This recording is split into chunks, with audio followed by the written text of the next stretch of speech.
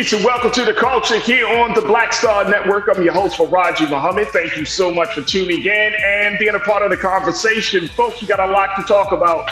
First, let's talk about how one Florida GOP black congressman is under some fire for pushing back on the Black History curriculum controversy. We'll share with you what Representative Byron Donald is saying about what the Florida Department of Education needs to do. Also, let's talk about diversity, equity, inclusion, how it's under attack in the workplace, how 13 Republican attorney generals are saying to companies, Fortune 500 companies, you don't need to diversify your workspace. Yeah, that's happening.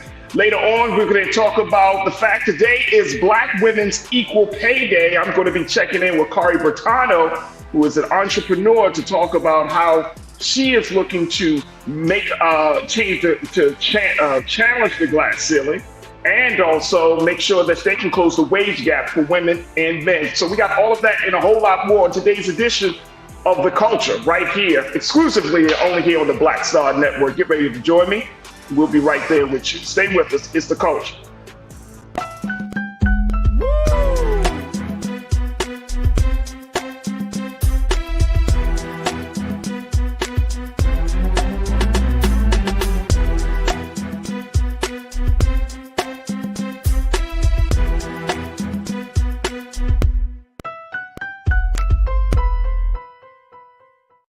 All right, folks, welcome to The Culture here on the Black Star Network. I'm your host, Faraji Muhammad. Thank you so much for tuning in and being a part of the conversation.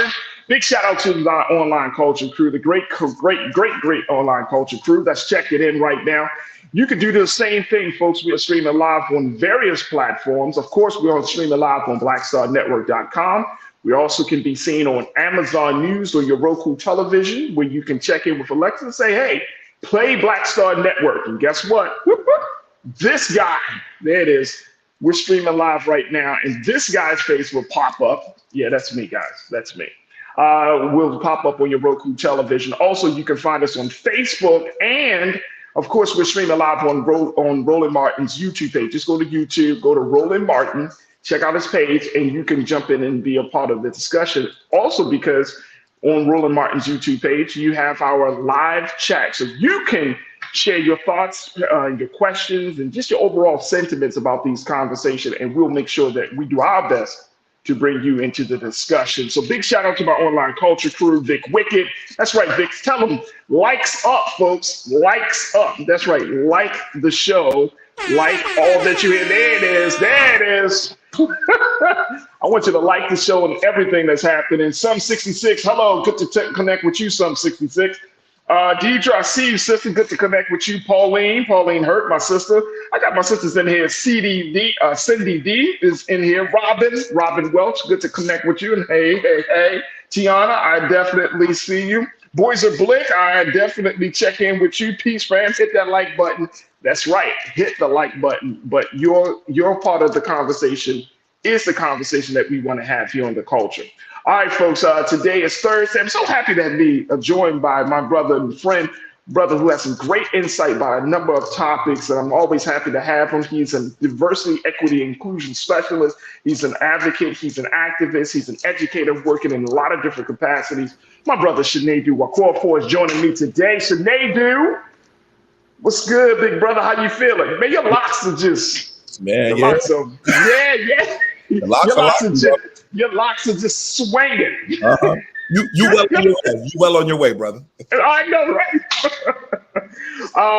Hey, look, Sinead, let's talk about what's happening out of Florida. I know you've been keeping up on this situation. But the latest is that the Black Florida congressman, the GOP Florida congressman, Republican Representative Byron Donald, has expressed some real concerns about this situation of the Black History curriculum down in Florida.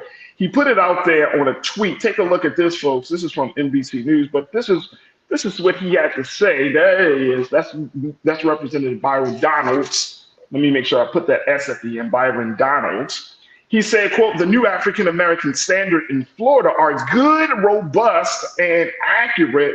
That being said, the attempt to feature the personal benefits of slavery is wrong and needs to be adjusted. That obviously wasn't the goal. And I have faith that the Florida Department of Education will correct this. Now, let me just give you some backstory about Representative Donalds.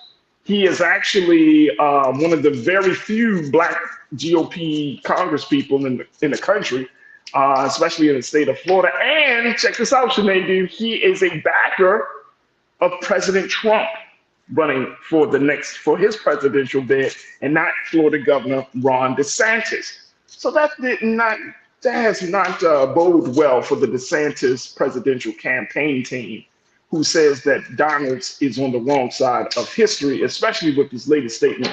Do you think this would matter, though, that a Black GOP congressman from Florida, do you think by him saying that there needs to be some adjustment, that this carries weight in changing the direction of this whole education piece?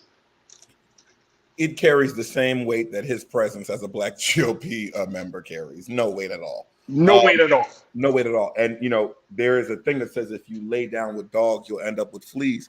Hopefully, with his rhetoric, he learns a little bit from, rest his soul, Herman Cain, who too was laying around with those dogs and ended up with fleas. And the fleas he could not get rid of, which led to his untimely death. I say that to say, be careful who you follow. Be careful what Kool-Aid you are drinking. This brother, bless his soul, but the statement that he made, it doesn't sway any left or right. Like, you will be a pawn, as what most Black Republicans usually are to the party, to show, look, we have a Black. But I don't think it'll sway this any way, left or right. Now, what it might do is it might take a hit to the DeSantis camp, since he is a Trumper, a MAGA person. But then again, I don't really see DeSantis going much of anywhere anyway. So I think this is more of just an abomination in general than anybody would think that there is any level of benefit out of servitude, forced servitude, and inhumane conditions. Oh no, I think it's pretty obvious. Like, not just even the wording, because I know sometimes, Sinead, when you get when people have these conversations, they're like, oh no, that's not what I meant when I use certain words. Personal benefit, that's not what I meant. The personal skills, that's not what I meant. It's the simple fact that you have this view, that you created this view, and since you've been working in this space of both activism. You've been working. You study Black history. You work in diversity. How dangerous can wording be in framing something like this as like rewriting history? And I want this to sink in for a lot of folks that tuned in. Like, this is a very dangerous thing to try to reword such an important part of American history, of Black history, and putting it in a framework where it's like a personal benefit. But how dangerous is it really from your vantage point, bro? I mean, wording is very, very important. It's very, very important, especially when using the English language, because certain words may be similar but have different backgrounds. For example, look at the idea of using, rather than saying Black slaves, we say Black people who were enslaved, because although they seem similar, when you say that these were Black folks who were enslaved, it kind of magnifies that this was out of their reach, this was out of their control, and this is something that was being done to them. Words are very, very powerful, and I think whether they want to accept it or not, that was a Freudian slip, what they said, but that is what they meant. And it is important that you say it properly, because our issue today is that history is being rewritten or seeing from lenses that have been augmented to fit oppressors' narratives. So it's very dangerous to use incorrect words, especially when you're talking about a history that for years was only written by white men. Let us start there in particular. When you look at the group of lawmakers in Florida and you look at the history they're talking about, you're once again talking about a history of people that you don't even identify with, people that you're not a part of their tribe, their group, their understanding. So it's very irresponsible, especially for you all to be well learned, right? If I'm not mistaken, DeSantis went to Harvard. For you all to be well learned and to be using just language, which takes me back to, I guess anybody can just get into Harvard, if you're a white male, I guess. Right. Yeah. Maybe you need to come to an HBCU so we can teach you about how to use your words and subjects and predicates. But beyond that, wording is important, especially when you're talking about history, because we are in an age beyond race where folks are trying to say what you saw didn't happen, what you know isn't what you know, and that is dangerous. And that is dangerous for our children. And that is dangerous for our community. And better yet, it is dangerous for the fight for reparations, because the more you try to nullify or minimize what enslavement was, the more it starts to look like, oh yeah, y'all just complaining, y'all don't need this, that, or the third. Right. We're asking a question about, will it matter that Representative Byron Donalds is pushing back on this Black history curriculum? Cindy D, you said it carries as much weight as Tim Scott being president for all people by unity in his campaign. LOL, the man who stacked the Voting and Policing Act. So Cindy, basically, it sounds like you said it doesn't carry no weight at all. And I think to your point, Shanita, and I appreciate you, Cindy, for posting that. To your point, that it's not always about Blackness. Right? It's not always, I think sometimes we want to say, back in the day, and we're going to go a little bit in the closet before we take our first pause, but back in the day, we can be like, oh, he's Black or she's Black. So they all automatically, we assume that they understand what's going on. But we're seeing more and more today, Sinead, it's not about Blackness at all. It's not about your skin color. That even if your skin color is the same, you really do have to check. You got to check this person to make sure it's not only your skin color is the same, your interests are the same nowadays. That's it. It's all about interest more than skin color. Because, and you see that when and I say, just to get some context to what Faraji is saying, you see that when you see other races, right, who come to this country, Asians, Hispanic Americans who come to this country, and all of a sudden want to side with a specific race, if you want to be basic. But if you want to go a little bit more advanced and in depth, it's they're agreeing with the symbol and ideology of interest.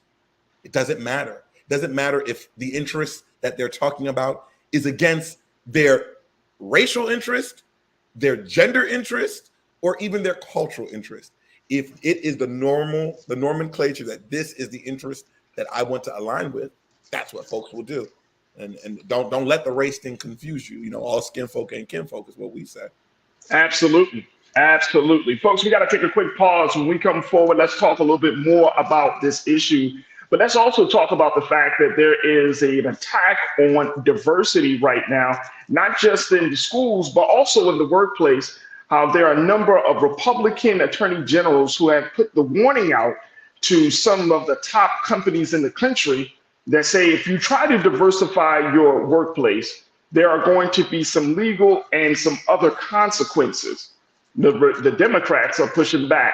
And now we're at a situation where we're seeing both sides going and clashing with one another over something that needs to be done. We'll check in with our brother Sinead. And of course, I want to get your take on this as well, folks. So stay with me. That conversation is up next here on The Culture on the Black Star Network.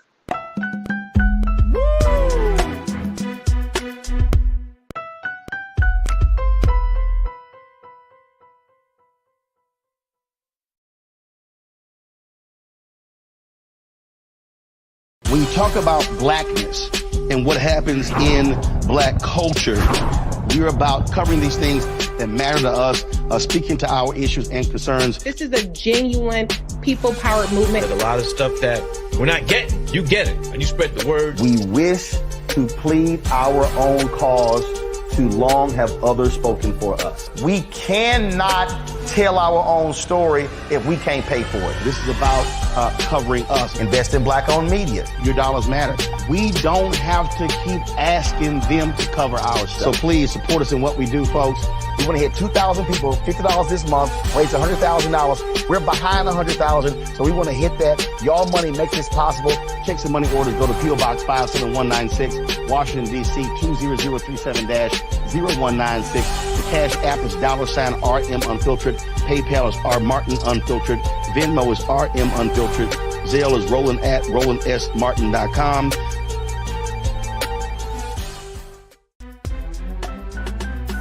I'm Faraji Muhammad, live from LA. And this is The Culture. The Culture is a two-way conversation. You and me. We talk about the stories, politics, the good, the bad, and the downright ugly. So join our community every day at 3 p.m. Eastern and let your voice be heard. Hey, we're all in this together. So let's talk about it and see what kind of trouble we can get into. It's The Culture, weekdays at 3, only on the Black Star Network. Folks, Black Star Network is here. Oh, no punching! I'm real revolutionary right now. Support this man, Black Media. He makes sure that our stories are told. Thank you for being the voice of Black America, Roland. Stay black. I love y'all. All momentum we have now, we have to keep this going. The video looks phenomenal. See, this difference between Black Star Network and Black-owned media and something like CNN. You can't be Black-owned media and be scared. It's time to be smart. Bring your eyeballs home. You dig?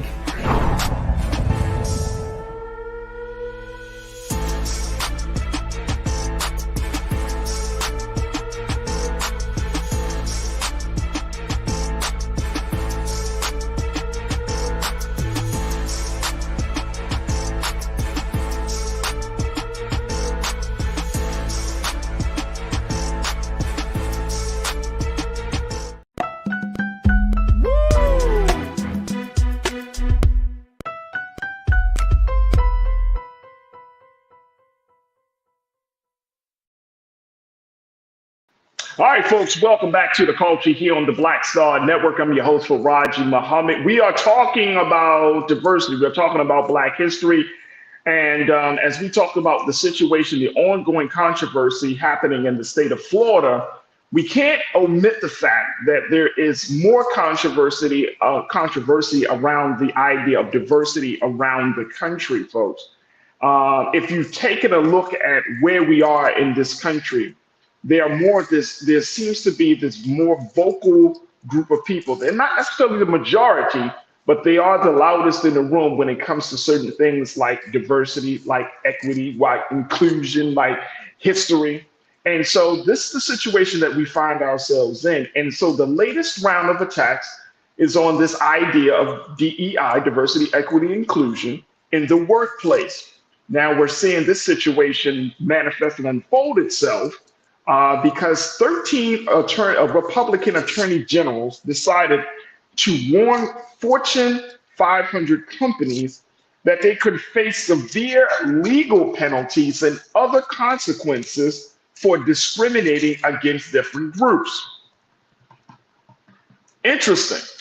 So you're mad that companies have to oblige by diversity rules to be more inclusive, being more equitable, and you're saying that they're discriminating against other groups. Let me bring my brother back into this conversation, Brother Shinedu Wakofor. Shinedu, these 13 Republican attorney generals, they sent a letter out to these big major corporations and basically tried to tell them, look, stop doing this diversity thing. Stop trying to include and have everybody at the table. Now, that's from the Republican side. On the Democratic side, as these Republicans criticize, and let me go back up real quick. They criticize the quotas. They're using the Supreme Court's recent ruling on affirmative action and college admission as a point of reference to why it's important to not have diversity in the workplace. So now the Democrats have responded. You have about 20 attorneys generals from 20 states, 20 Democrats from 20 states and from DC. They are refuting Republican allegations in a separate letter issued to CEOs of Fortune 100 companies, and they did that this past Wednesday of last week. According to that letter that the Democrats sent out, folks, take a look at this. This is Letitia James, our sister from New York, the state of New York. She's one of the Democrats that's put out this letter to these Fortune 100 companies. But in that letter from the Democrats, it says, the letter you received from the 13 state attorneys general is intended to intimidate you into rolling back the progress many of you have made. Now, this is what the Democrats told the CEOs of the Fortune 100 companies in reference to the GOP letter. We write to reassure you that corporate efforts to recruit diverse workforces and create inclusive work environments are legal and reduce corporate risk for claims of discrimination. How do we make sense of this, bro? You work in equity, you work in diversity, equity, and inclusion, you work in human resources. What are we seeing this now? This level of attack against trying to make the workplace fair, inclusive, full, a reflection of the people that make that company great. So what are we seeing here, bro? What do you foresee happening in the human resources of these companies? What do you see happening in the policies of these companies? How will these companies, do you think, will respond to this attack?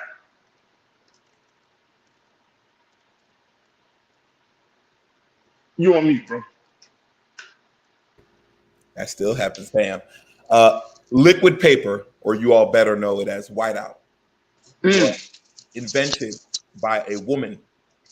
She was an assistant, and she came up with that concept. That's inclusion, that's diversity. Some of these big tech companies, who did he send it to? Google? Both founders of Google are immigrants to this country. Most of the major corporations in this country are ran, founded, or have some type of population from some immigrant nation, whether it's apparel, where it's Zara, which is, I think it's a Spanish or Hispanic owned founder, or have we forgot the amazing BlackBerry that we enjoyed thanks to our folks in Sweden? The point I'm making is no one will take it seriously, because diverse ideas is what made America America. Full stop. I think what people are saying is they're using the word diversity, but what they're saying is, we tired of you niggas. And I'm going to say this just to be clear. We tired of you niggas.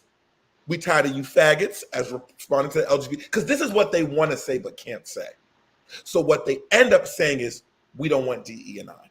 But it has been proven, it has been a factual proof that companies do extremely better when a diverse idea is allowed to be had. Look at the GOP. Everybody in the GOP wasn't American born.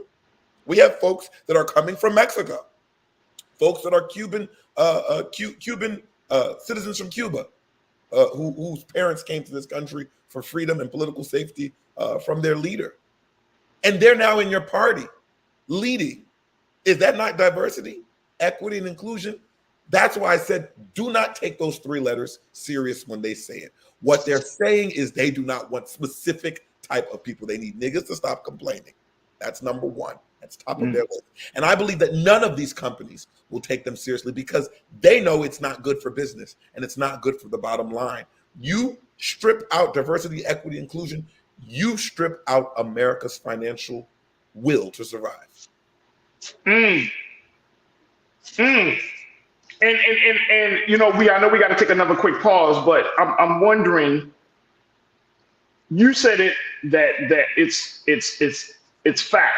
It's based on research to show that companies perform extremely better with a diverse workforce. So why do we still see some pushback on this effort of DEI? If you know that, I know that, the culture crew knows that. The American people, I would think a lot of the American people know that. But why do the companies still hold on to this old way of doing business? I'll say what I've said on this show many times, and many people may not be ready for this, but I advise everybody to read the ISIS papers by the great and late Dr. Francis Cress Welsing. And it talks a lot about white flight, and it talks a lot about the white population and how it is minimizing. You can go to the statistics of this country and see that the white population is minimizing, and what's increasing is the POC, people of color, whatever. The issue here is that if enough diverse people come together, they can't separate them. If they can't separate them, then they cannot execute their one whiteness, male-dominated plan. And any statistic you look up will tell you exactly what I'm saying is true. But I think people should go and do the reading themselves, because that's the only issue here. We are 2050. We will be in a majority minority country where the current minorities will be the majority. And what white folks, white men in particular, what they're trying to do is prepare that for when that inevitable majority comes, that they still have power, where there'll be a minority controlling the majority. That's what's happening. Robin Welch says you're making excellent points, Sinead. Spider checked in. Thank you for checking in, Spider. You said that's very true. Look, I'm going to take another quick pause. When we come forward, let's continue to have the conversation. Crew, I want to get your take on this. As we're talking about the GOP attacks on DEI in the workplace, what do you see happening here? Do you foresee that companies are going to start to roll back their policies to create a more diverse, inclusive, and equitable space for Black workers, for Latino workers, for Native Americans, for Asian Americans, for Palestinians and Israelis, for folks who do not look like white men or a white woman? Is there going to be some more diversity at the workplace? Talk to me about your experience as well. Stay with us. The conversation continues on the other side here on The Culture on the Black Star Network.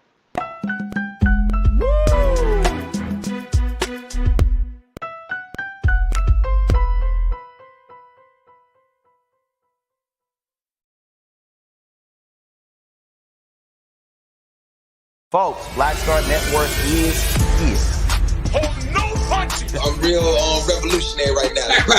Support this man, Black Media. He makes sure that our stories are told. Thank you for being the voice of Black America, Roland. Stay black. I love y'all. All momentum we have now, we have to keep this going. The video looks phenomenal. See, this difference between Black Star Network and Black-owned media and something like CNN. You can't be Black-owned media and be scared. It's time to be smart. Bring your eyeballs home. You dig?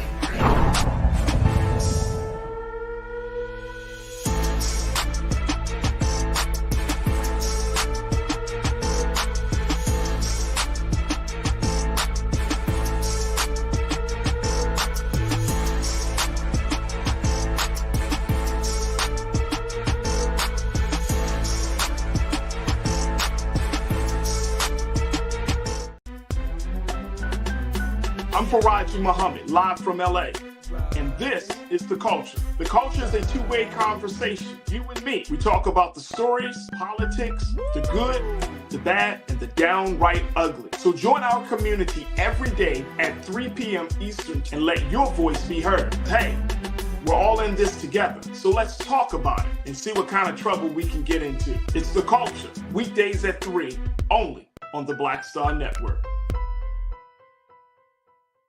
When you talk about blackness and what happens in Black culture, we're about covering these things that matter to us, speaking to our issues and concerns. This is a genuine people-powered movement. There's a lot of stuff that we're not getting. You get it, and you spread the word. We wish to plead our own cause.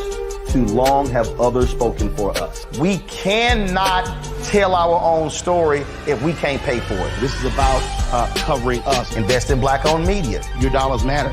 We don't have to keep asking them to cover our stuff. So please support us in what we do, folks.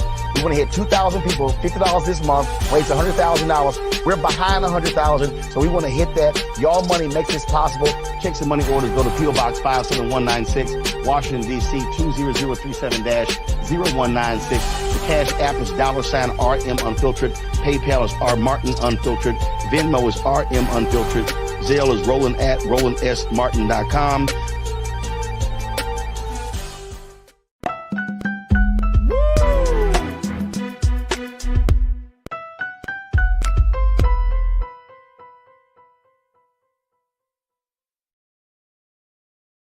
Folks, welcome back to The Culture here on the Black Star Network. We've been checking in and talking with my brother, Sinead Wakorfor, who's a diversity, equity, and inclusion specialist and an activist, as we've been having this conversation about the recent attacks from the GOP, Republican attorneys general. 13 of them, in fact, have put out letters to Fortune 100 companies saying that there will be some consequences and some legal ramifications if companies continue to use continue to employ diversity, equity, and inclusion, because it will essentially, according to the GOP, will be those standards discriminate against other people, i.e., white males and white females. And so now we're seeing that there is a more ramped up attack against DIE efforts in the workplace. And folks, I want to get your take on this as we've been talking about it. Do you foresee that these companies will capitulate to the pressure of the Republican GOP, of the Republican attorneys general, or will they continue to move forward? I want to bring my brother Sinead back into the frame for this, because Sinead, one of the things that a lot of the crew members are saying, and I want to share what folks are saying real quick. I love what let me find it here because I just saw it. Who said it? Okay, Pauline Hurt, you checked in and you said everything boils down to power. They are so afraid of losing power. And this is what you just pointed out too, Sinead, that it's all about power. It's about the fact that the majority is shrinking, the minority is growing. And you say by the time of 2050, back in the day, I remember 2050 sounded like we were going to live like the Jetsons. You remember? Now 2050 is essentially, it's only 27 years from now? Right around the corner. And some of us, God willing, we'll be around. You see what I'm saying? And so imagine folks, y'all just imagine this. Imagine seeing America darker, the minority being the majority in all spaces, from politics to the workplace to entertainment and culture. I mean, all places. Imagine that. That is a very different America. So I agree with Pauline. You said this is about power, because once you start to create diversity, all of that white supremacist stuff, all of that concentrated power it starts to break up, Sinead. You know it and I know it. So it's definitely about power. Pretty Brown Mimi, 726, my sister, good to hear from you. You said black people, we are too dynamic to whitewash away, but the governor of my home state, Ron DeSantis, has been working overtime to turn back time. So how much of this is, there's a lot that I've been hearing saying this is more of a culture war, that this is going to be war, not necessarily waged in the courtrooms. In some cases it will be, like the situation with the Black History piece. But for this DEI effort, is this a war that's going to be waged? Because Ron DeSantis is waging a culture war just as much as he's waging a legal war. But is this workplace issue, is this going to be waged, you think, in the courtroom, or is this going to be waged among managers and the culture of these companies? Well, what's going to happen, it might be both. But what I know about private industry, what they care about is their money and their key performance index. That's what matters to them, bottom line. As the same for the United States. So what will end up happening is no company will go for this, because at the end of the day, it doesn't make money. Because nobody would want to come to your company that doesn't accept diverse. And here's the thing, it's a two-edged sword, because now you'll miss out on the diverse black people, and you'll also miss out on the diverse minds of some of the other key white people that you need as well. So then now you have a group of just you and your friends, groupthink, and we know how that works. So I think this will end up going to the courts at one point. But then we're going to need our 7 Supreme Court justices, if it goes that far, to explain, well, why the hell do we need this shit in the first place? We need it because of what y'all lacked. And that is the issue. Same thing we see with this damn affirmative action shit. People need to understand, none of us woke up and wanted to be an affirmative action case. You people, men, white men, you folks decided that in this land, you would discriminate against everybody that wasn't a white man. That includes your women and so on and so forth. So they would have to explain that. But what I do know is private industry is private industry. If you are not sustaining folks in a diverse, equitable way, it now becomes a selling point for another company that'll say, hey, they're not diverse, come here, we're diverse. and that is what's going to happen. It's going to happen. It's happening. So once you start losing money, then people start to now you start to listen. Mm-hmm. And you just start to listen. Yeah, you see it in Florida because DeSantis made all that noise about Disney, but they still want that damn Disney tax money, that Disney coin, that tourist money. So it's right.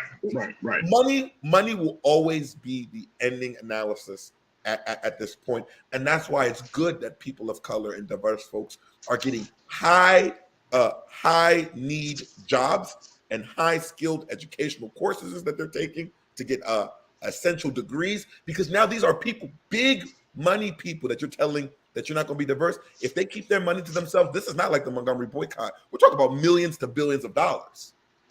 Oh, absolutely. And I think you're making an excellent point, Sinead. And Vic, my guy, you're saying the same thing, Sinead. You said following those AGs would lead to companies losing money. There are still laws against discrimination in the workplace. Absolutely, brother. Now, my guy, Willie Frazier, he checked in on this, Sinead. He asked him a key question. How will these companies enforce it? He said, we'll never have the numbers now for them to go after corporations legally. Then when 2050 hits, all of the things that they've done will work against them. So how will they enforce that? Well, they can't, because it would be discriminatory. Yeah. Point blank, period. And here's the good thing. All the companies that you want to cut off DE&I, they already have data that is showing that it works. They're not going to do that. They're not doing it. It has to happen. Here's the thing. This is what I think that companies understand, right? It's like, and folks, I want y'all to just walk with me through this example. It's like the appeal of the Barbie movie for all of these different women is the fact that you didn't just have a movie about a white woman going through her trials and tribulations. There had to be the Black Barbie. There had to be multiracial. There had to be other representation there to make this movie work because nobody wants to go and see those type of stories anymore. And the reason I'm using that as an example, the same thing I think can be applied here for companies. Companies understand at the end of the day, America is changing. Our sentiments and attitudes about race is changing. Hell, our sentiments and attitudes about gender, about lifestyle, all of these things are changing. So companies, in order for them to survive in the marketplace, they're going to have to figure out, okay, do we embrace the change or do we go against the change? You see what I'm saying? Now, companies are going to present themselves, and this is one of the things that I have an issue with. Companies often present themselves as people, right? So when we think of a Target or some company, right, we're like, oh, I like their politics, right? Not knowing that the people in the higher ups might be racist as hell. They just looking at the bottom line, right? And so now when you, and I'm not saying Target is doing that. Trust me, I'm not throwing that out there. I'm just saying in general, companies are going to have to figure out a way to rebrand themselves in order to appeal to a more diverse population. And that's the hard part about this. Like, it's hard to keep, and I think about if for white children who are coming out of space where their parents held on to the old white supremacist attitudes, but then these white children are growing up looking at people like LeBron James. They're growing up listening to Jay-Z. They're growing up, around a very different world of what power looks like, who has power. It's going to create some major, major friction. Talk to me about, give me your take on that, Janine, real quick. I mean, you're absolutely right. And you the last point that you brought up is one of my favorites, is because you take away education of DE&I and education of Black history, then you get a wonderful capitalistic plan that they never saw coming, which is the school of hard knocks. Hip hop, rap. Who is consuming hip hop and rap at a high number these days? Look at some of these concerts. They're white boys and girls. So at the end of the day, what will end up happening is what you try to keep away from the masses will learn, because the revolution will not be televised, but it is digitalized, and it's everywhere, and people are seeing it. People are hearing these lyrics of these rappers. And if someone like LeBron James, for instance, spoke about diversity, equity, and inclusion, it would move people. It would move industry. And that is happening, and it's going to happen. So I think their efforts are futile. I think what they're really actually trying to do, if you ask me, is they're following a line from the Trumpian book. You make enough noise to rile up your base to keep them donating. That's it. Hey, real quick, you talking about moving industry. I just read an article this morning, Sinead, where they were talking about the power of the woman. They're saying they're redefining economics. They're saying that this is, they were talking about two things. They were talking about the Barbie movie, and then they were talking about Taylor Swift's tour, Eras. And they were saying that essentially when Taylor Swift, this is blew me away, folks. They're saying that the economy is being kept afloat in some cases in some states of this country because Taylor Swift is going to these different states, hosting her concerts. People are getting jobs because of the concerts, right? Money is coming into these states, right? So these states are staying afloat off of the power of a performer. Same thing with the Barbie movie, that people are, like Hollywood is kind of being afloat, it's staying afloat right now because of the power of the movie. They're saying that the same thing can be expected since Beyonce just started her tour here in the United States, that she's going to literally impact the economy of every state that she's touring in. And they were saying that the power of the woman right now is essentially creating a new style or new basis for a new economic system in this country. And that just blew me away, bro, because I was like, damn. Mm-hmm. You know what I'm saying? Like, we don't think of these things.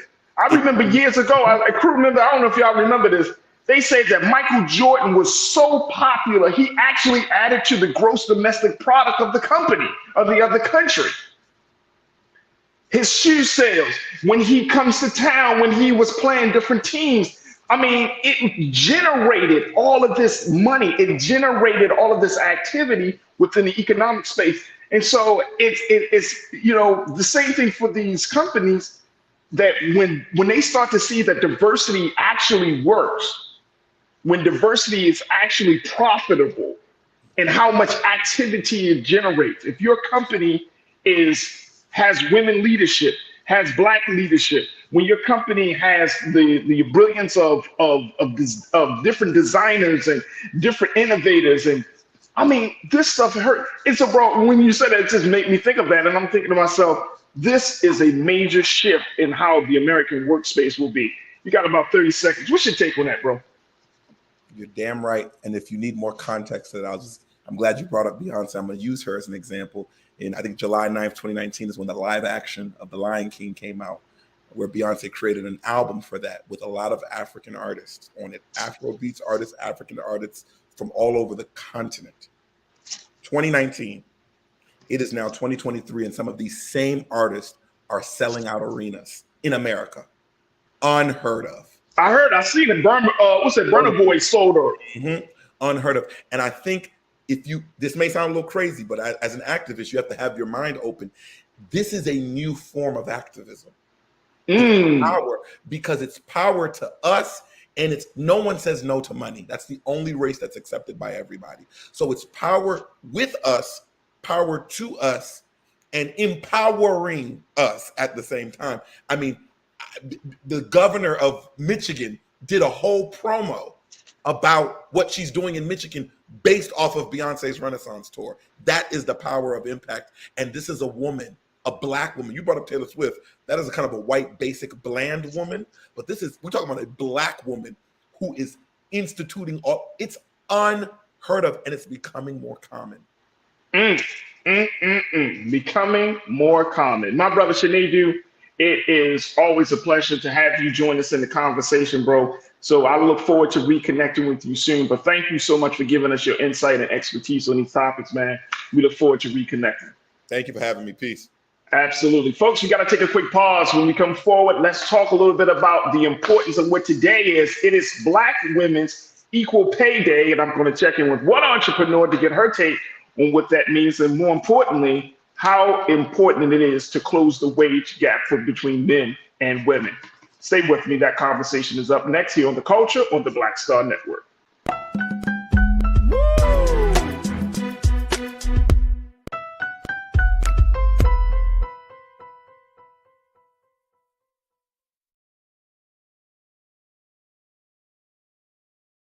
Hatred on the streets, a horrific scene, a white nationalist rally that descended into deadly violence. White people are losing their damn minds. As an angry pro-Trump mob storms the U.S. Capitol, We're about to see the rise of what I call white minority resistance. We have seen white folks in this country who simply cannot tolerate black folks voting. I think what we're seeing is the inevitable result of violent denial. This is part of American history. Every time that people of color have made progress, whether real or symbolic, there has been what Carol Anderson at Emory University calls white rage as a backlash. This is the rise of the Proud Boys and the Boogaloo Boys. America, there's going to be more of this. Here's all the Proud Boys, guys. This country is getting increasingly racist in its behaviors and its attitudes because of the fear of white people. The fear that they're taking our jobs, they're taking our resources, they're taking our women. This is white fear.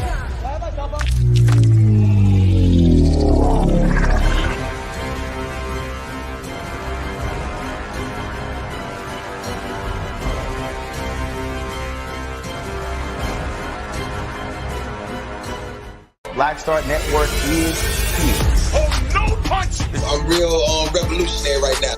Thank you for being the voice of Black America. All momentum we have now, we have to keep this going. The video looks phenomenal. See, there's a difference between Black Star Network and black-owned media and something like CNN. You can't be black-owned media and be scared. It's time to be smart. Bring your eyeballs home. You dig?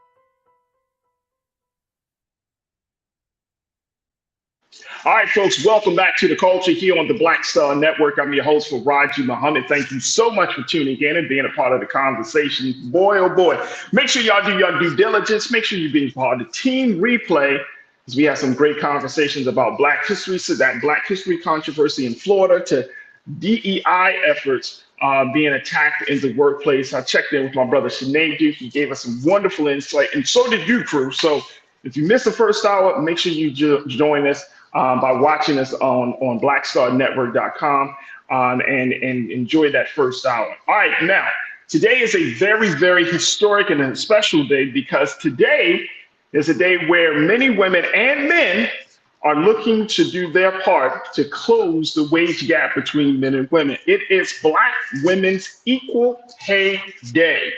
That's right, Black Women's Equal Pay Day. Let me share with you what that means and the significance of it. Take a look at this latest report coming out of Essence magazine. It said this year's Black Women Equal Pay Day falls between the 60th anniversary of the Equal Pay Act and the 60th anniversary of the March on Washington, two very significant milestones in our nation's history. These two milestones symbolize the ongoing struggle of Black women at the intersection of race and gender. Today, a Black woman who works full-time will make 67 cents on the dollar compared to a typical white non-Hispanic man. Amid this harsh reality, Southern Black women face, with many earning below 60 cents. In Mississippi, for example, Black women earn only 57 cents for full-time work and 51 cents when part-time work is factored in. That wage gap, amounting to at least 33 cents on the dollar, adds up significantly over time, month after month, year after year, and throughout our lifetime. Take a listen to this, folks. Full-time Black women workers, regardless of education, lose over $22,000 each year to this disparity. When including part-time workers, the losses are even higher. The loss is especially significant for mothers who are primary or co-breadwinners for their families. These lost wages could cover 9 months of groceries, 8 months of childcare, and 6 months of rent annually. That's a hard hit to make. And guess what, folks? We are still fighting to close the wage gap. So here to talk to us about her experience, to talk about this issue and her personal experiences, my sister, who is an entrepreneur. She is making moves in the male-dominated industries. She is the co-CEO of the Rook Hotels. She's also a Class A CIC general contractor. And I'm so happy to have her joining me. It's my sister, Kari Bertano, to talk to us a little bit about Black Women's Equal Pay Day. Kari, thank you so much for joining me here on The Culture. How are you this afternoon? I am well. Thank you so much for having me. I appreciate it. Absolutely, absolutely. Kari, first and foremost, I want to say congratulations because you and your husband are doing some big things together, breaking through the hospitality industry. So first, before we get into a conversation about what it is about this particular issue of Black Women's Equal Pay Day, talk to us a little bit about the work that you and your husband, actor Julian Bertano, are doing, and how y'all are making some big moves in an industry that don't see too many Black faces. Yes, that's very true. Well, my husband and I are now new hoteliers, so thank you for that acknowledgement. We are opening our first hotel, which would be in South Boston, Virginia. And so we're very excited. It's the Rook Hotels at South Boston. And to be a African-American couple at that in this industry is very rare, being as though African-Americans only represent around 1%. So it's a great opportunity to get representation out there for something in the industry that we should be a part of and we need to get more involved in. So breaking through this industry, you're saying 1% of African-American ownership in the hospitality industry. Is that what I'm hearing from you? That's very true. We are the first of the emerging markets with Choice Hotels. So it takes companies with visions to see, in this field, it's a lot of African Americans. We have a lot of, money that comes with us. We are highest consumers. So we're there, we're present. So we should be a part when it comes to the equity portion as well. So why not get into hotel ownership? I think, we never thought it was something that was possible. And maybe if we see more people like myself and my husband, we'll understand there's other opportunities that are out there for us too. So, and that's exactly why I wanted to have this conversation, and I'm happy that we were able to get your voice for this discussion. One is that the hospitality industry, as you said, male-dominated, primarily white men are at the top of the food chain.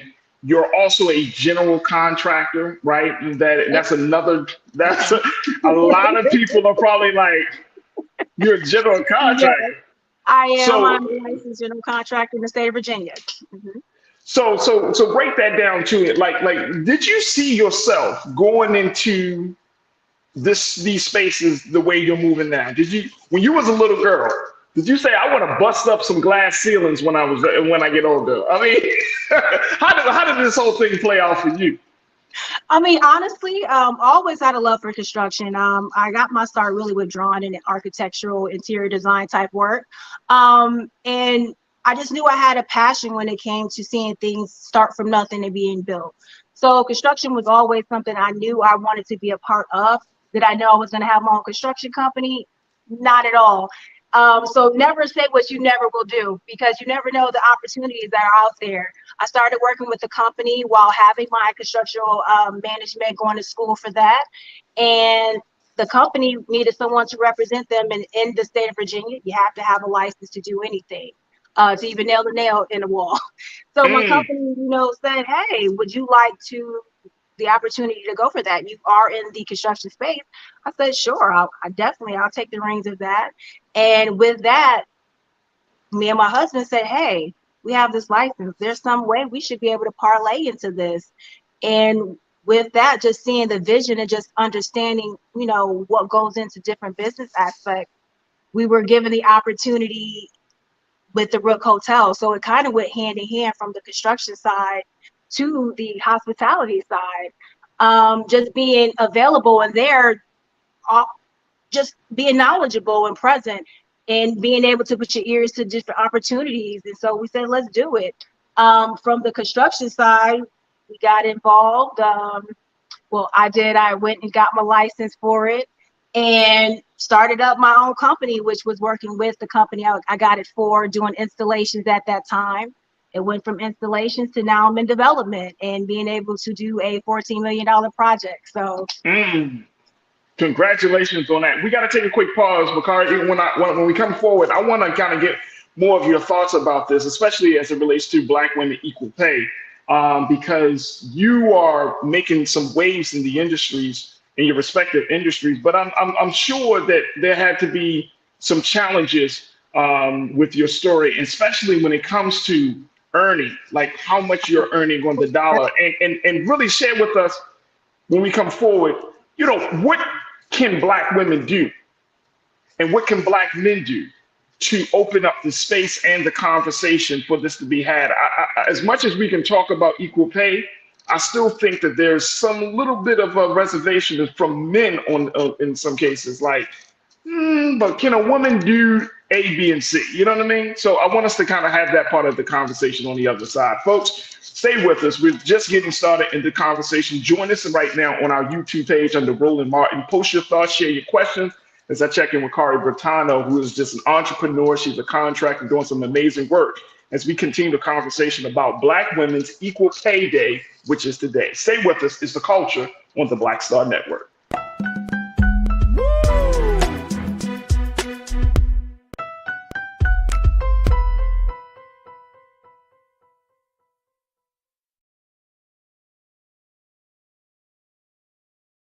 When you talk about Blackness and what happens in Black culture, we're about covering these things that matter to us, speaking to our issues and concerns. This is a genuine people-powered movement. There's a lot of stuff that we're not getting. You get it, and you spread the word. We wish to plead our own cause. Too long have others spoken for us. We cannot tell our own story if we can't pay for it. This is about covering us. Invest in Black-owned media. Your dollars matter. We don't have to keep asking them to cover our stuff. So please support us in what we do, folks. We want to hit 2,000 people, $50 this month, raise $100,000. We're behind 100,000, so we want to hit that. Y'all money makes this possible. Check some money orders. Go to P.O. Box 57196, Washington, D.C. 20037-0196. The Cash App is $RM Unfiltered. PayPal is R Martin Unfiltered. Venmo is RM Unfiltered. Zelle is Roland at RolandSMartin.com.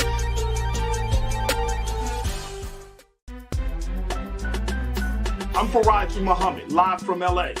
And this is The Culture. The Culture is a two-way conversation. You and me. We talk about the stories, politics, the good, the bad, and the downright ugly. So join our community every day at 3 p.m. Eastern and let your voice be heard. Hey, we're all in this together. So let's talk about it and see what kind of trouble we can get into. It's The Culture. Weekdays at 3, only on the Black Star Network.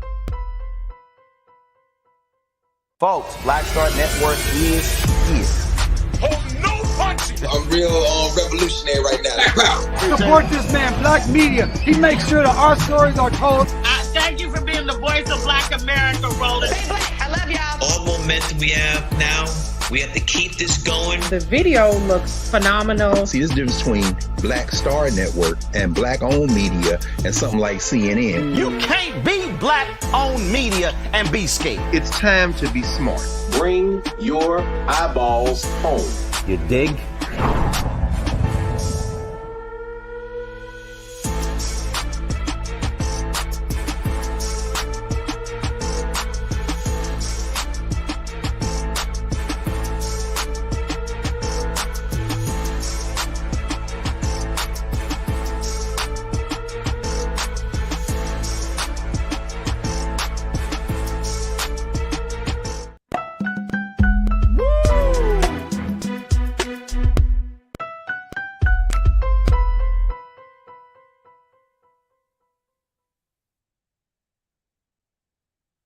Folks, welcome back to the show. Welcome to The Culture here on the Black Star Network. I'm your host, Faraji Muhammad. I've been checking in and talking to our very special guest today, Kari Bertano, who is a co-CEO of the Rook Hotel. She's also a licensed general contractor and entrepreneur. As we've been talking about today being a very important and significant day, today is Black Women's Equal Pay Day, folks. This is the day where we need to have more conversations about closing the wage gap and more conversations about making sure that Black women are paid what they deserve. Can you really pay a Black woman all that she's deserved? No.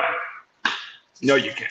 But you can at least give her what she's owed, but based upon her intelligence, what she brings to the table, and so much more. So, Kari, we want to thank you for joining us for this part of the conversation. Talk to us a little bit about, the challenges of closing this wage gap. This thing is so big, and I shared some numbers earlier about how much money that Black women make on the dollar compared to white men. I mean, you're talking about apples and oranges here, right? In terms of that revenue, right? As you've been moving in your industries of hospitality, of general contracting, and everything, how are you addressing this issue? I will say, as a woman, I think even as employees, we're taught to not ask questions about salary. We're taught to not talk to your coworkers about, those social norms. Break those barriers and actually ask those questions. Ask your counterparts. I know it may seem, a little crass in your opinion, but you need to know everybody should be on the same level playing field at the end of the day, and don't be afraid to demand what you are worth and know what you are worth. I think a lot of times too, we lack the confidence to stand up and say, hey, no, I think this is what it should be, and this is what I will accept. And be confident in that. I think we have to move forward and knowing that we are valued and we are educationally profound in those spaces. I mean, think about it. I know in my space, women and Black women specifically, we only represent 10% or so in the construction space, but Black women are around 7%. So that shows you, especially for us, we are good leaders. We're prone to have that skill within us. So acknowledge that skill and pay us accordingly at the end of the day. All right, so there are a couple of things that you said that I want to kind of do a deep dive on. One is not being afraid to speak and show and tell folks what you're worth. All right, Kari. Okay, we know that the worth of a Black woman is immeasurable, right? It's unquantifiable, right? But for those who might say, okay, what does that actually mean? What does that actually look like? Because all of us, and I'm saying men, women, regardless, right? Whatever the color you are, we all believe that we're worth way more than what the market, quote unquote, what the market is willing to pay you. So how do you temper that, right? Because if a woman comes into the space and says, look, I'm worth 70, 80,000, I'm just using it on the low end, right? Or I'm worth $100,000, you know what I mean? And the market itself is not there. It doesn't support that type of salary. How do we make sure that women are having a realistic expectation based on all of the other factors? I'm going to start with maybe an unknown thought of what got me into even owning my own company. Sometimes they're not going to meet your standards at the end of the day, and you're going to have to break those barriers and get out of your comfort zone, and sometimes start a business. Sometimes start, and go after those things on your own. When they don't invite you to the table, you create your own. You go where the love is served. So I feel, we should embrace more entrepreneur or spirits and actually go after different things. Not to say it's for everyone, but I will say if you are a person who's even having that thought that this is not, you don't feel valued, you think there is more to what's going on, and you're already aware, you're already, above the curve, and trust in that. And go where the market is more confident for you. Not to say you can get up and move, but as women or as people, we have skills. Figure out what skills. I think that's been the benefit, especially with COVID, that revelation that there's skills you have. There's ways to translate things in other ways to make up that gap. They say you should have 7 streams of income, That's a lot, but you got to juggle many balls. You can't be focused on just one avenue. It takes a lot of yourself. So put yourself out there, find all of your strengths and utilize those to your best advantage. If you are in a state where your finances is not equaling your actual goals or what your worth is, we got to step up and we got to move towards getting to that place in that position. So sometimes it means breaking those barriers and doing it on your own. Like my husband and I, we say, hey, we need to form our own company because there's opportunities we're missing because we're not doing that. We got to stand proud in the forefront. That's not easy either. I mean, being an entrepreneur is not easy. You know what I mean? And correct me if I'm wrong, but I don't think that everybody is. I'm not going to say they don't have the capacity. I just don't think they have the level of discipline to be an entrepreneur. Right. Oh, it's very difficult. You work harder for yourself than you will for any boss. But you know what, Kari, we often put that out there as if that's the go-to solution, right? And it's like, wait a minute, hold up, y'all. If you can't work for somebody else with commitment and they're asking from you a very specific service for you to provide. You know, you have your job, you know, your job role, right? And if you can't do that, how the hell are you going to be able to think about 2-3 other jobs as an entrepreneur? Because when you're starting out, you don't have 4 and 5 people when you're first starting a business. You know what I mean? You got supporters, you got well-wishers, you got some family members that might be able to step in and do the books for a couple of months or something like that. But I'm talking about that is, that's a big step. And I think that for Black women, I think a couple of things is that entrepreneurs is a major deal, and it's okay that if Black women work for somebody, that they work for somebody. Oh, there's nothing wrong with that at all. You know, at the end of the day, I say find your passions. And if your passions can make you money, great. If not, you're doing it because it's something you love. But if you are a person in the industry and you're not making what you want to make, it's going to take that tenacity in yourself. It's going to take that, inner voice or that inner warrior to step up. It's kind of being the exception and not the rule. Entrepreneurship is not for the slave heart at all. I do not, I don't prescribe it for everybody. But if you are a person who actually, see yourself being in that leadership position, you should be an open book and you want to learn as much as you can, find as many mentors as you can. I say don't be a village of yourself. You actually need people. You need people to be on your team. You need those dedicated workers. So it's going to take a village quintessentially. So you just have to have it in your mind. What do you want to do? Who are you? I think it starts there. What exactly do you want? What are your goals? And what is your self preference of your life? What do you want to do? And take it from there. I think it's just all self-empowerment. Absolutely. Absolutely. We're going to take another quick another quick break real quick, Kari. And then when we come back, I want to get your take on, some things that Black women can do. You mentioned, speaking up for yourself, but there's some other ways that Black women can help to close the wage gap and more importantly, change the sentiment, the attitudes about this idea that women and men should be making equal amount. First and foremost, do you believe that should be the case, or should it still be somewhat of a staggered pay scale? I think definitely we should be on an equal playing field, especially if we're doing the same position. I think honestly, and I hate to say it, because I love my country, but we're blaming the wrong people here. At the end of the day, who is accepting these social norms that a man should be paid this? Typically, it's because of pregnancy or, it was traditional ideologies about things, but it's a lot of women who choose to not have children. So should they still, have that less than their pay gap for bereavement? It's a lot of things legally that's out of our control that we're pinned on each other. A man versus a woman with this, where it's the company, it's the system. And if we all stand together as co-workers or people in that industry and say, hey, and not be afraid to ask those questions, be on an open playing field with your co-workers. And it can start there. Stop that silence that only benefits the employer, the corporation. I think being more unified would definitely help close that gap too. It's going to start with us talking with one another, sharing with one another, and not feeling like we have to be pinned against each other.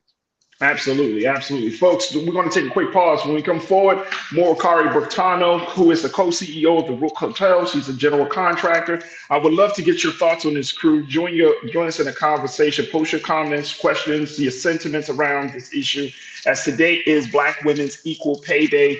Does that mean something to you? Does that resonate with you? And how do we close the wage gap? Stay with us. That conversation will continue on the other side here on The Culture on the Black Star Network.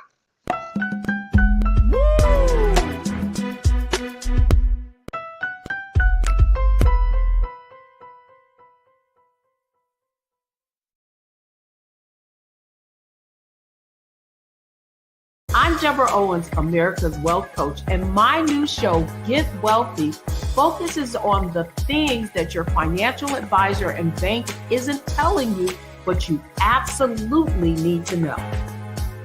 So watch Get Wealthy on the Black Star Network.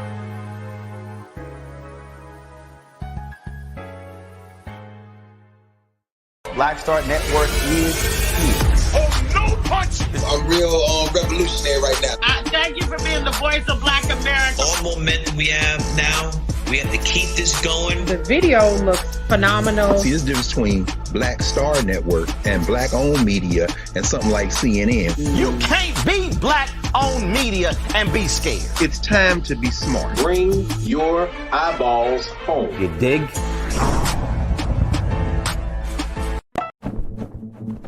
For decades, the tobacco industry has deliberately targeted Black communities and kids with marketing for menthol cigarettes. It's had a devastating impact on Black health. Tobacco use claims 45,000 Black lives every year. It's the #1 cause of preventable death. In the 1950s, less than 10% of Black smokers used menthol cigarettes.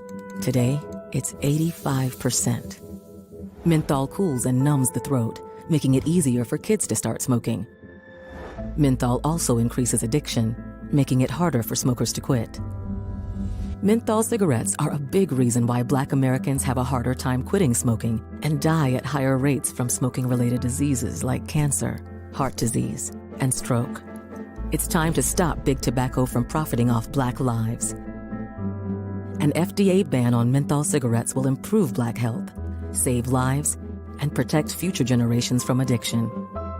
Learn more at tobaccofreekids.org/ban menthol.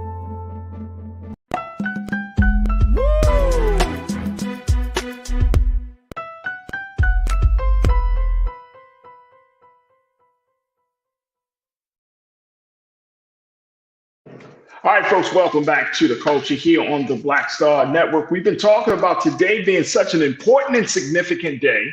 It is Black Women's Equal Pay Day, and this is the day where we have much deeper and much more important conversations about how to close the wage gap, particularly for Black women and versus white men and versus white women.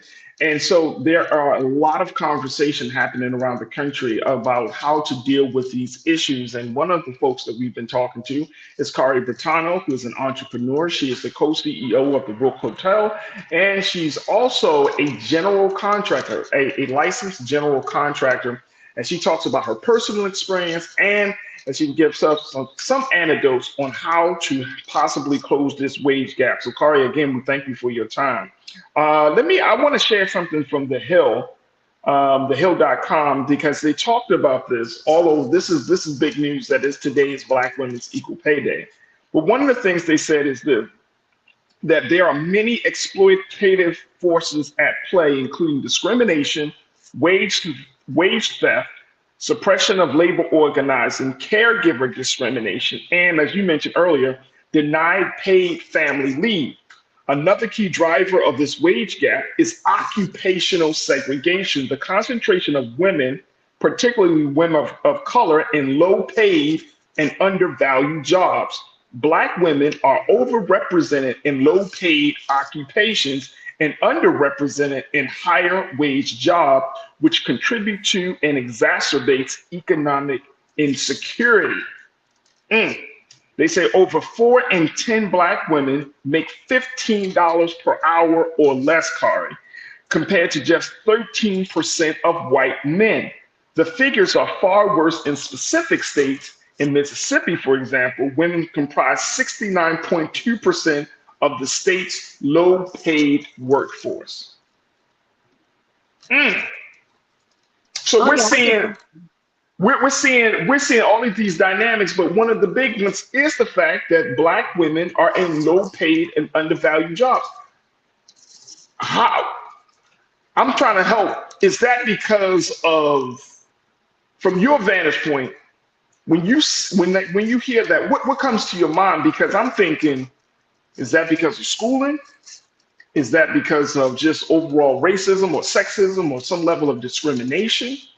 You know what I'm saying? I think it has to do with a lot of those, everything, actually. You know, it's it's the environment that we're in right now, you know, especially like you said, in certain demographics, you got to look at the statistics, and statistically things are set up, you know, to keep certain people in a certain light. I mean, I don't even necessarily think sometimes it can be race, it's class, and class breaks down to race, and race breaks down. It's so many different levels of, you know, discourse that are in place on policy. I think what it comes down to is we all have to get together and be more transparent and actually stand up and when it comes to jobs, when it comes to legislation, when it comes to different things, like we may represent those in certain spaces, but in other spaces, Black people are the top educated. You know, in other spaces, we are the top to go to college and to actually get a formal degree. And so, I hear that, yeah. That's the other part about it, because when I'm reading that and I'm kind of like letting that marinate a little bit, Carly, I'm thinking to myself, like, wait a minute, but Black women are the most educated group, the growing educated group in this country. Black women, y'all are more represented in entrepreneurship than any other group of people in this country. When I think about that, I'm like, but there's so somewhere there's a disconnect, right?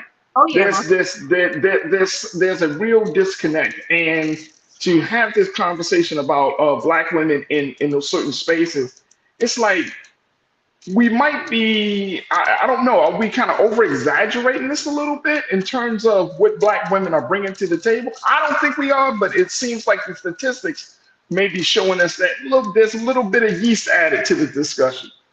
I think all things can be true when it comes to a lot of policy things. You know, when it comes to certain area statistics, when it comes to Republican, Democratic states, when it comes to, you know, minority-led or, you know, certain demographics, things are put in place to keep things in a certain light. I mean, we must have to be real at the climate. I think too, it's a lot of bias, you know, especially out against women in all forms. You know, you have a lot of things going on with gender equality, with, you know, assignment. It's just a lot of things right now, I think, as distractions for us to not keep our eyes on what's in front of us and what's really happening. And at the end of the day, we all are underpaid. We all are overworked. So we all should work together to try to close that gap, because if we help each other, we'll help everybody. So as collectively, we have to make sure that we hold these corporations accountable to put the proper policies in place so there are no gender biases. We have to make sure we work with companies that have good ethics. At the end of the day,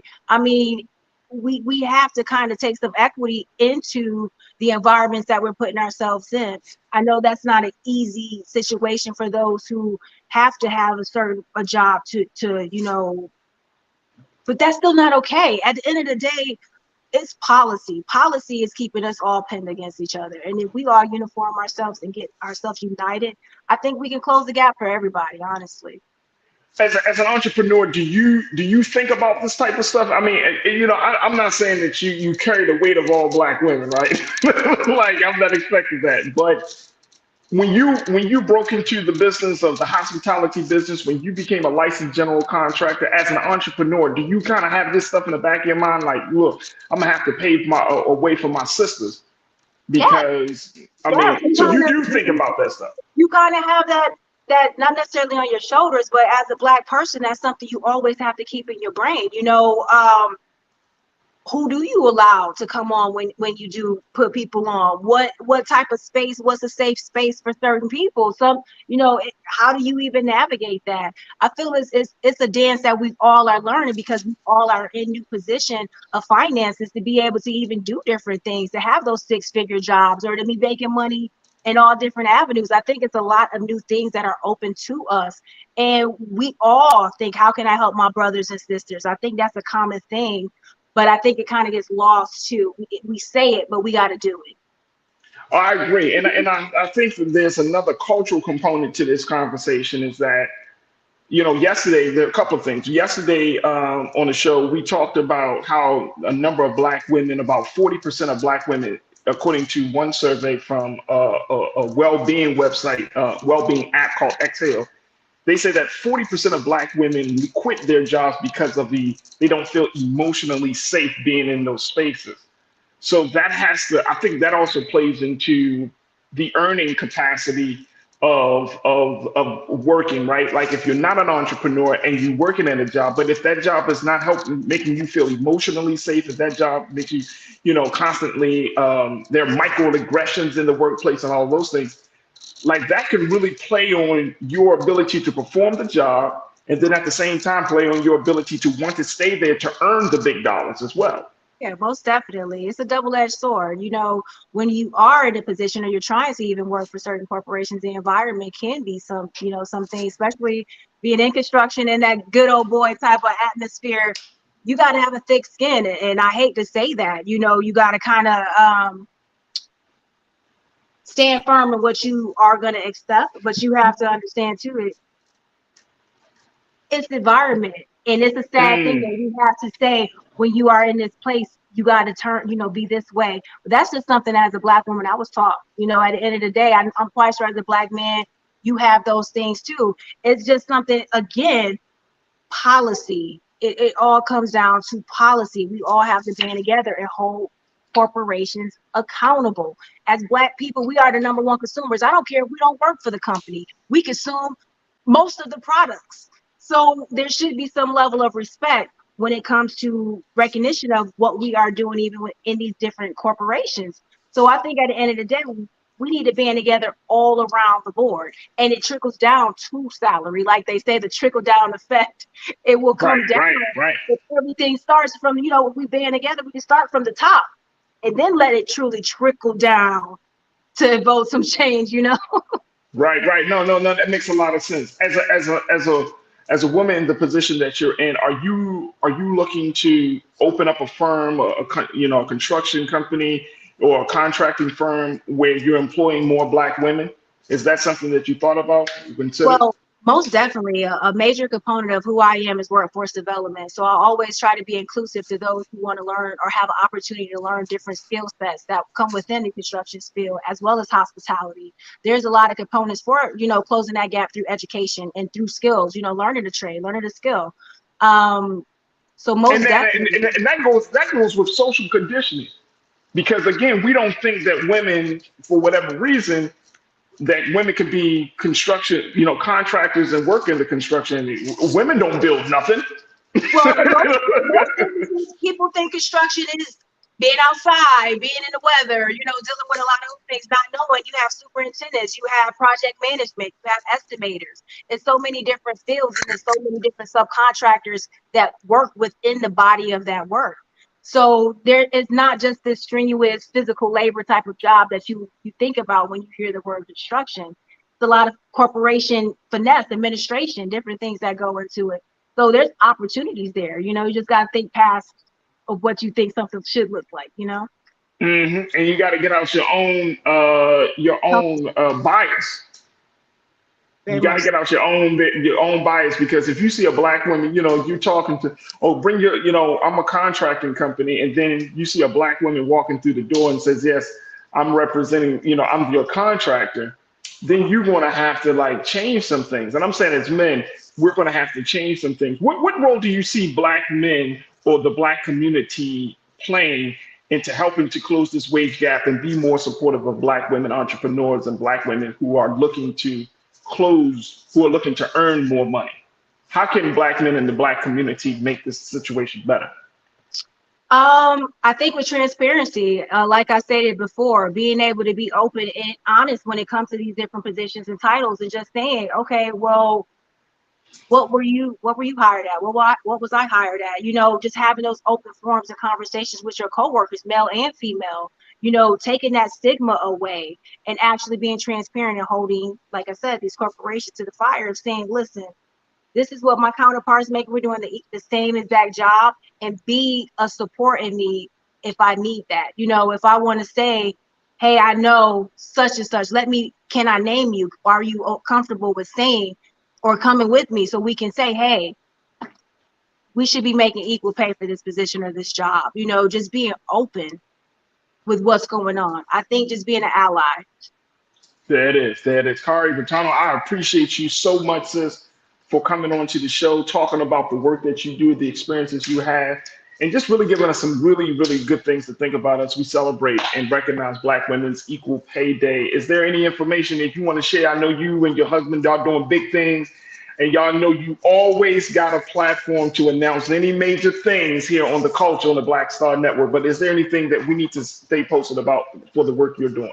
Yes, we're getting ready to do our groundbreaking. So I would love to share that. We probably post something up live, just give people an opportunity to see. My husband and I also, if you follow the Rook at South Boston, we're getting ready to premiere or start launching our kind of behind the scenes show about what's going on and how we are actually maneuvering this hospitality space. So I would love if everyone could follow me and my husband on all of the channels and just keep up with what we got going on. We're on Instagram, TikTok, all of the, social platforms. We definitely would love, as we do move around and navigate, we will be going to different areas and different spaces to educate African Americans who are interested in the hospitality space, even from vendorship all the way to ownership. So we will be launching that soon. That is awesome. That is awesome. Kari Bertano, who is co-CEO of the Rook Hotels. She is a licensed general contractor, entrepreneur, just doing fantastic work all over the country, making waves for Black women. I truly, truly appreciate you. Please give my love and blessings to you, to your husband, and to the family.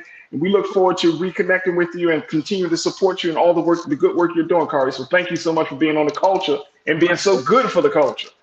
Thank you for having me. I appreciate you.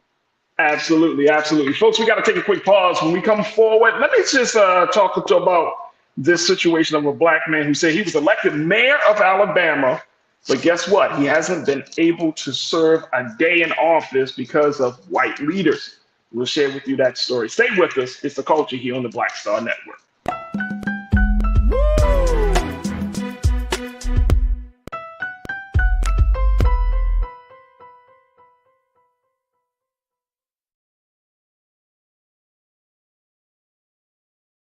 Folks, Black Star Network is here.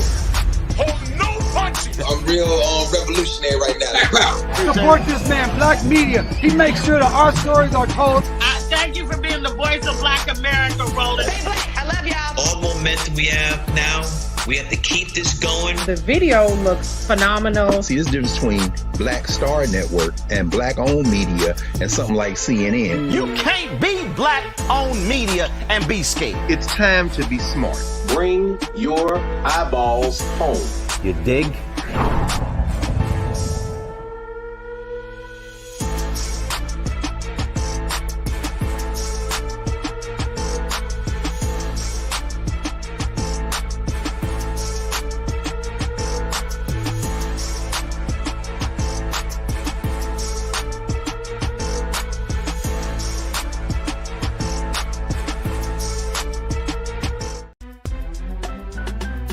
I'm Faraji Muhammad, live from LA. And this is The Culture. The Culture is a two-way conversation. You and me. We talk about the stories, politics, the good, the bad, and the downright ugly. So join our community every day at 3 p.m. Eastern and let your voice be heard. Hey, we're all in this together. So let's talk about it and see what kind of trouble we can get into. It's The Culture, weekdays at 3, only on the Black Star Network. When you talk about blackness and what happens in Black culture, we're about covering these things that matter to us, speaking to our issues and concerns. This is a genuine people-powered movement. There's a lot of stuff that we're not getting. You get it, and you spread the word. We wish to plead our own cause. Too long have others spoken for us. We cannot tell our own story if we can't pay for it. This is about covering us. Invest in Black-owned media. Your dollars matter. We don't have to keep asking them to cover our stuff. So please support us in what we do, folks. We want to hit 2,000 people, $50 this month, raise $100,000. We're behind 100,000, so we want to hit that. Y'all money makes this possible. Checks and money orders go to P.O. Box 57196, Washington, D.C. 20037-0196. The Cash App is $RM Unfiltered. PayPal is R Martin Unfiltered. Venmo is RM Unfiltered. Zelle is Roland at RolandSMartin.com.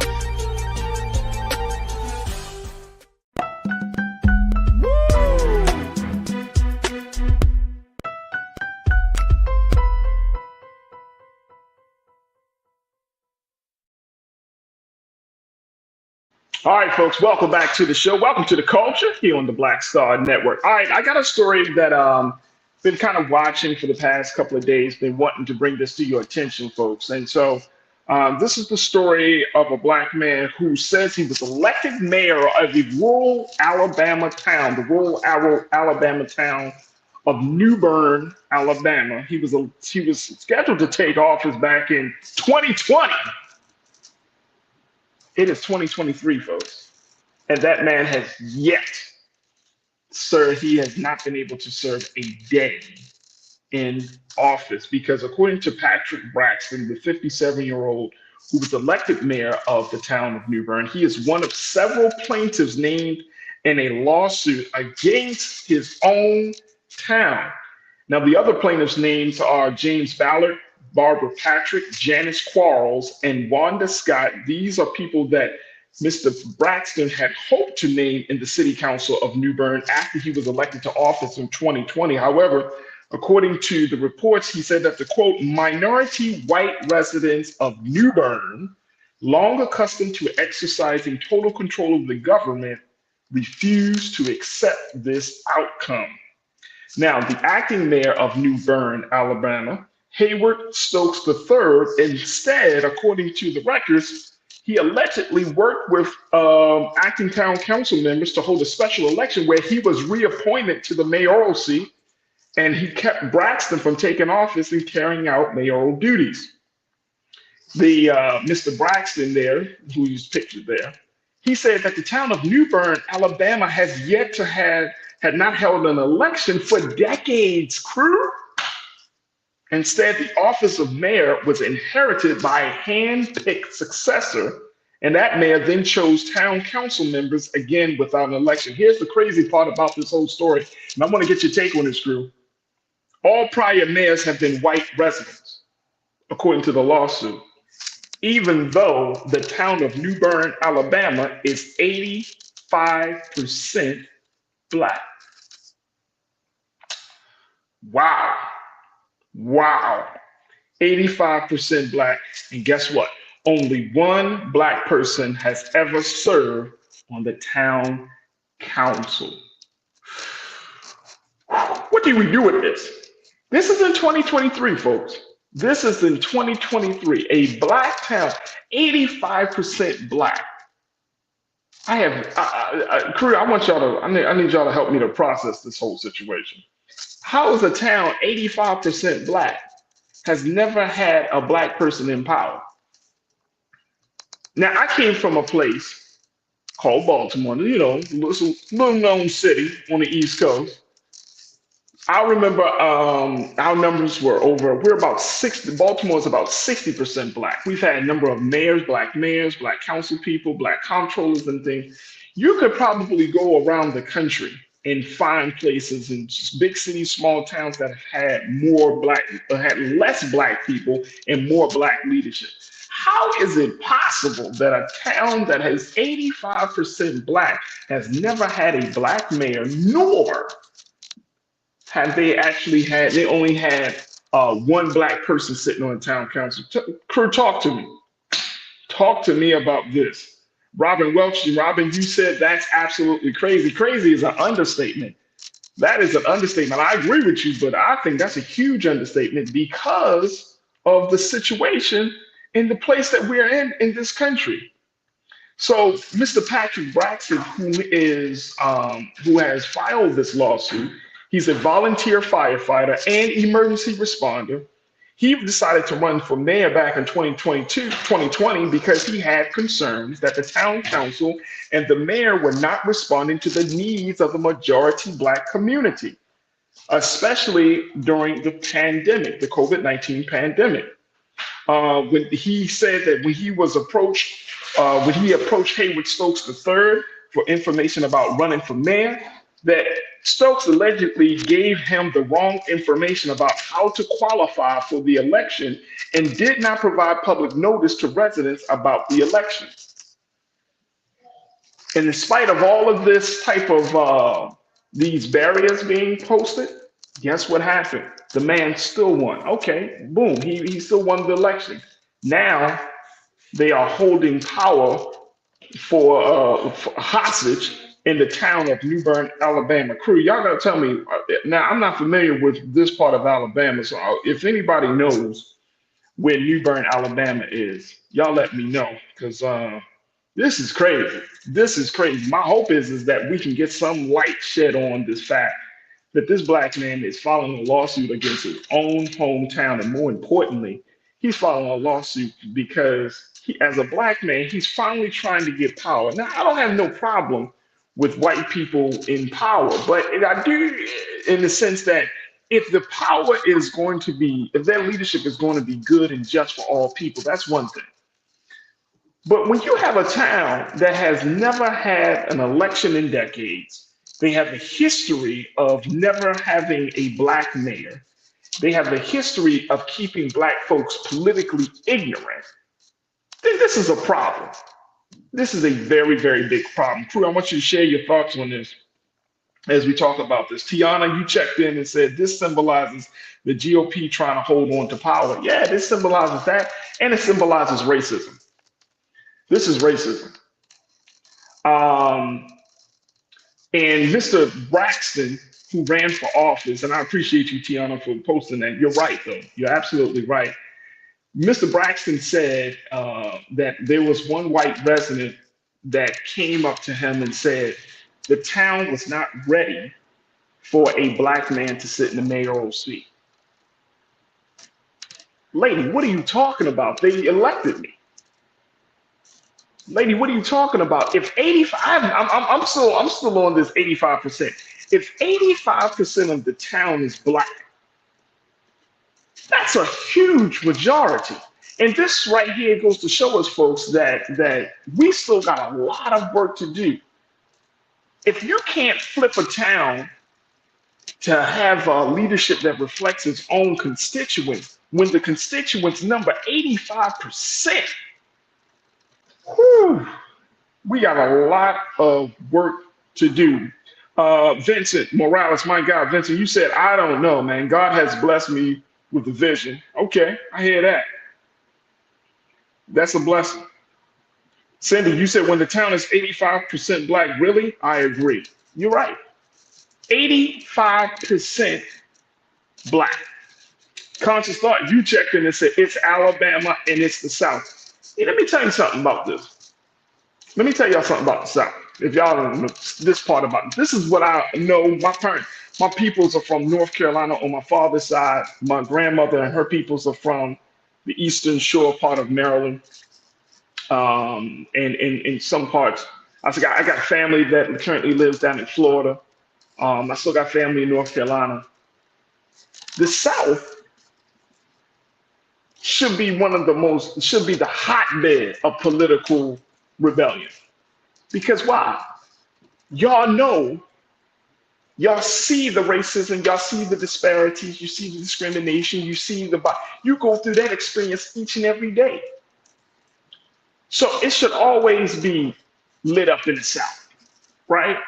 Because you are right there at the core of it. You're right there in the thick of things, right there in the South. If you grew up in the North, if you grew up in the West, yes, we all experience some level of racism.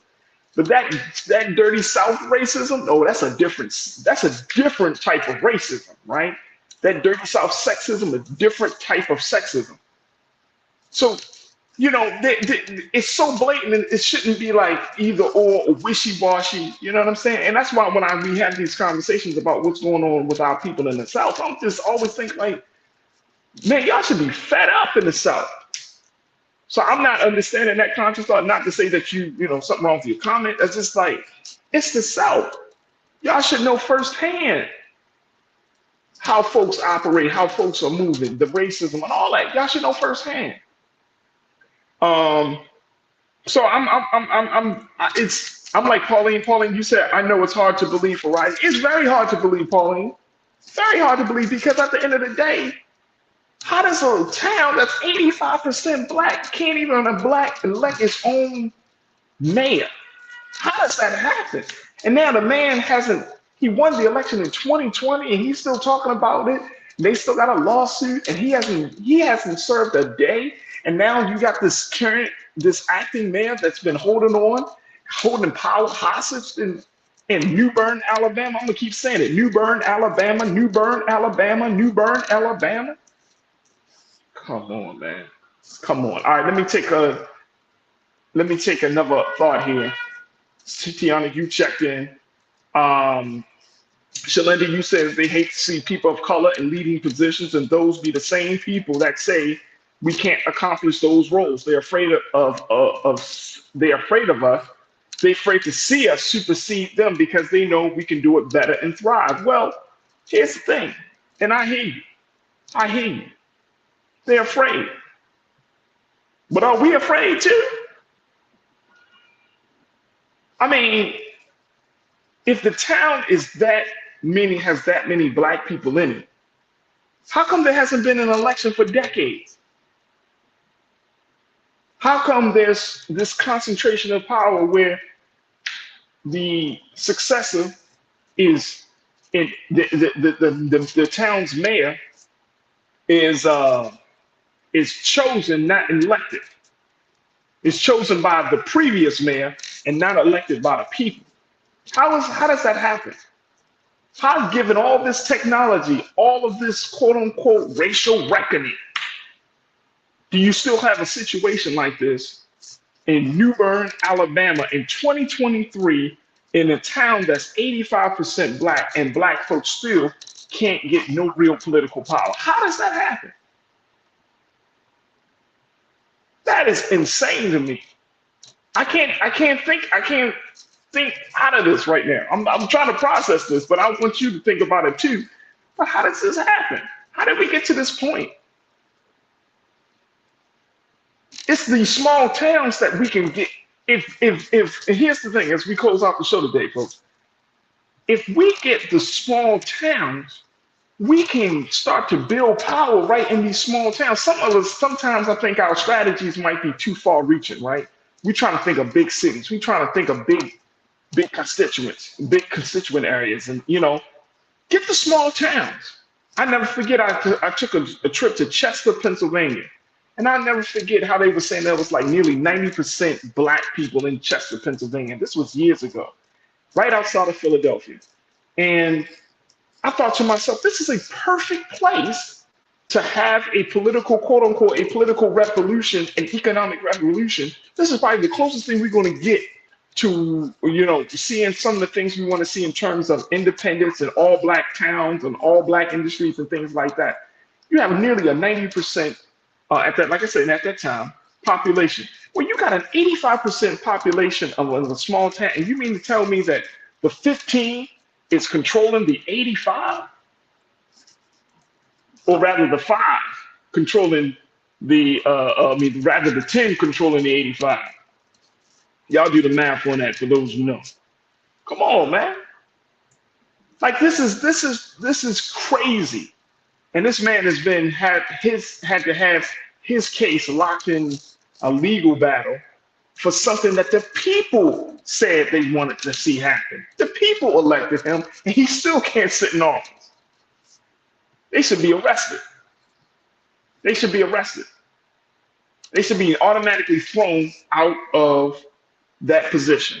Hayward Stokes III, you should be kicked out at this point. You should not be allowed to hold power hostage the way you're doing it, sir. So we're going to keep you posted on this story. Wanted to throw this out there very quickly. But folks, if you know folks down in New Bern or around that area, please, somebody give me some answers as to what the hell is going on in New Bern, Alabama, that a town of 85% black folks, they ain't got no power. I'm going to just leave that right there. You know what I'm saying? We're going to just leave that right there. All right, folks, we got to stop right here. I appreciate you for checking in. I thank our very special guest, Kari Bertano, for checking in. Thank my man, Shanaji Wakor, for. Folks, make sure you continue to do your part to support us here at Black Star Network. Go to our website today at blackstarnetwork.com, blackstarnetwork.com, and you talk to us. Let us know how we can continue to be a platform where you can get relevant conversation, and at the same time having these discussions like no other. Your support means the world to us, and it matters. So make sure you support us financially. Download the the app for free on all of your devices. And of course, follow us on social media at Black Star Network on all social media platforms. Also, you can follow me, yours truly, Faraji Muhammad. I can be found at The Real Faraji on Instagram, Faraji on Twitter, Faraji on Facebook, Faraji, The Real Faraji on Threads. Just follow me and connect with me, and let's continue to build, folks. And truly, truly appreciate it. Stay tuned. Up next is at 6 p.m. Eastern Standard Time is Roland Martin Unfiltered. As always, never be afraid to challenge what's wrong. Stand for what's right while being yourself in the process. God willing, we will talk tomorrow for another exciting edition of The Culture right here on the Black Star Network. Talk to you soon. Peace.